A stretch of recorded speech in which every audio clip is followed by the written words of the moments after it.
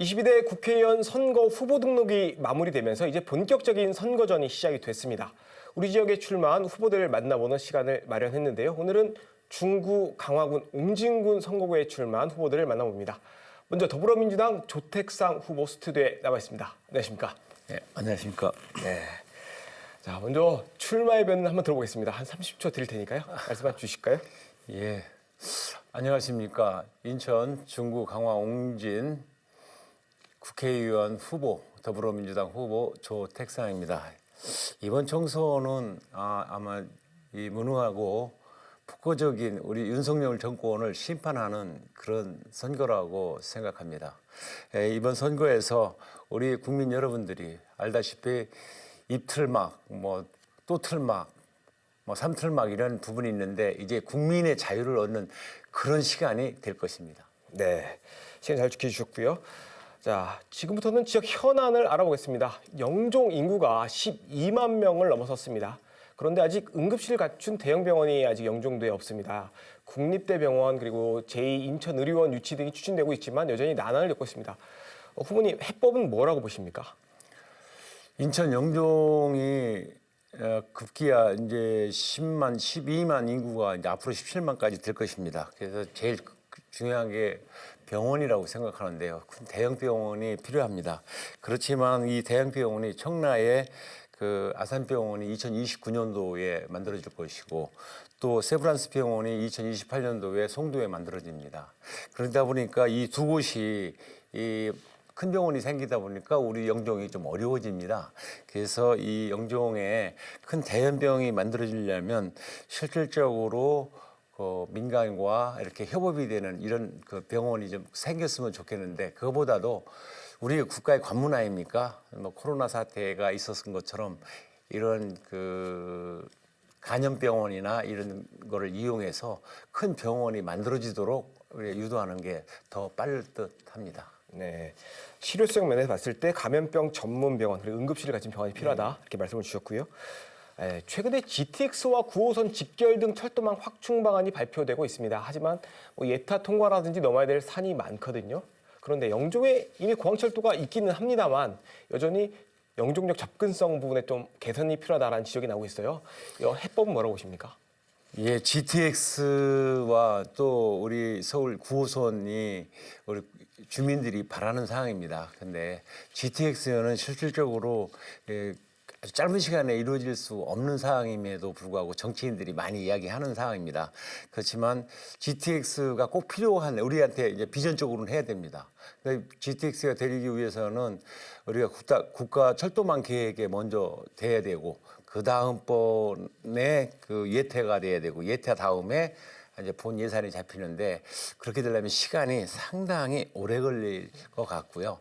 또 9호선 같은 것도 지금 차량을 만들고 이렇게 해서 시간이 한 2029년 그 정도에 개통이 될 것 같은 그래도 늦을 것 같은데 그래서 제가 그걸 최대한 빨리 앞당겨서 우리 주민들이 바라는 거에 충족시킬 수 있도록 노력을 다해보겠습니다. 네. 이번에는 중구 원도심 현안을 한번 짚어보겠습니다. 영종이 이제 인구가 급격히 느는데 반해서 우리 원도심은 오히려 인구가 감소하고 슬럼화되는 이런 현상이 빚어지고 있거든요. 해법이 있을까요? 우리 원도심은 우리 이제 중구가 역사적 도시인데 역사 문화적 도시인데 지금은 이제 완전히 그 구도심으로 이렇게 나락에 떨어져 있습니다. 그래서 이곳에 활성화를 위해서 재개발과 재건축 투트랩으로 가야 될 것 같다라는 생각을 가지고 있고요.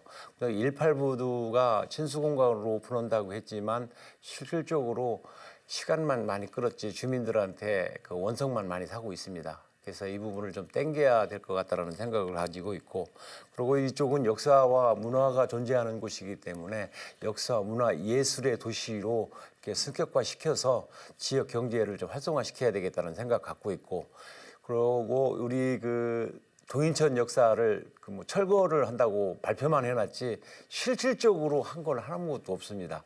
그래서 이 철거를 빨리 땡겨서 저 랜드마크 형식을 만들어 보겠습니다. 네, 원도심 내양과 그리고 동인천 역사들 이런 현안들을 해결하겠다 말씀 주셨고요.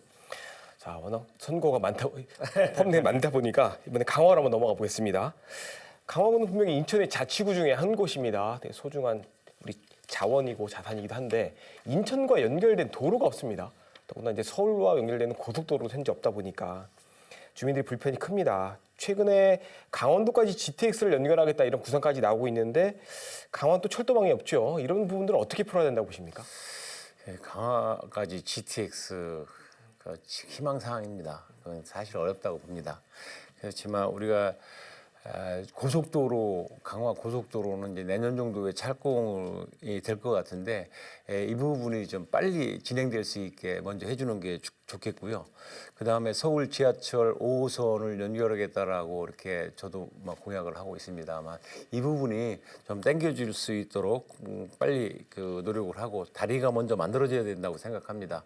그래서 우리 김교웅 전 국회의원님하고도 이 부분에 대해서 같이 노력을 많이 했었는데요. 조기에 시행될 수 있도록 노력을 다 해보겠다는 말씀 드리고요. 또 고속도로도 내년에 착공되면 2032년도에 완공이 될 건데 계획은 그래서 좀 그걸 좀 땡겨서 주민들이 실질적으로 이용할 수 있도록 좀 최대한 빨리 땡겨 보겠다 이런 생각을 갖고 있습니다. 네. 서울 지하철 5호선을 강화까지 연결하고 그다음에 고속도로도 공기를 좀 단축해 보겠다. 네, 그렇습니다. 이런 볼 주셨고요. 자, 이번에는 옹진군으로 한번 넘어가고 있습니다. 자, 우리 대부분 다 도서 지역이었다 보니까 배를 타고 많이 들어가시는데 최근에 특히 백령도의 대형 여객선까지 운항이 중단되다 보니까 주민들이 불편을 많이 겪고 있어요. 빨리 풀어야 되는데 쉽지 않은 것 같습니다. 해법은 뭐라고 보십니까? 제일 먼저는 그 배가 3,000톤급 이상이 돼야 되는데 지금 1,700톤급 정도 됩니다. 그러니까 파도가 한 3m만 돼도 들어갈 수가 없는 그런 이 현실입니다. 저도 들어갈 계획을 잡았다가도 몇 번씩 못 들어갔습니다. 지금도 마찬가지 못 들어가고 있는데요. 그래서 3,000톤급 이상이 먼저 돼야 된다는 것이고요. 우리 주민들이 바람에 이 계획되지 않았어요. 1년에 한 30% 정도가 결항이거든요. 근데 30%가 계획된 결항이라면 다 계획대로 우리가 생활할 수 있는데 계획대로 맞지 않고 천재지변으로 가기 때문에 주민들이 워낙 계획된 생활을 못하다 보니까 원성이 큽니다. 그래서 이 교통권을 반드시 해결해야 우리 옹진 군민들이 일일 생활권 또 계획된 생활을 할 수 있다고 생각합니다. 네. 마지막 질문입니다. 구청장을 하셨고 인천시 정무 부시장을 했으니까 행정부에서 이제 주로 경험을 쌓으셨는데 이번에 이제 입법부에 이제 들어가겠다고 국회의원 도전하고 계시는데 내가 꼭 이 지역의 국회의원이 돼야 되는 이유 한번 설명해 주실까요? 큰 나무는 뿌리 있는 나무도 있지만 뿌리 없는 큰 나무가 많습니다. 뿌리 있는 나무는 좀 작더라도 흔들림 속에서 있어도 넘어지진 않습니다. 흔들림은 있어도.